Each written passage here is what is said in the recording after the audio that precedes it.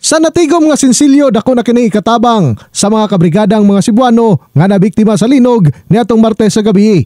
Human nga nagdungog sa wala nagpailang at tigpaminaw sa Brigada News FM Davao sa programang Tira Brigada ang donation drive alang sa manalinugan sa Cebu nangolekta si alias Bong nga residente sa Matina Aplayan ng Dakbayan ngadto sa masilingan kini aron makatabang sa mga nalinugan. Muna nangkamot ni mga diya sa kuan mo nang gatag-gatag.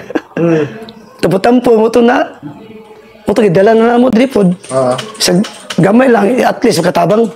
Sa maong lakang nakatigom kini og 665 pesos o dayon yang giendorso sa istasyon sa Brigada News FM Davao.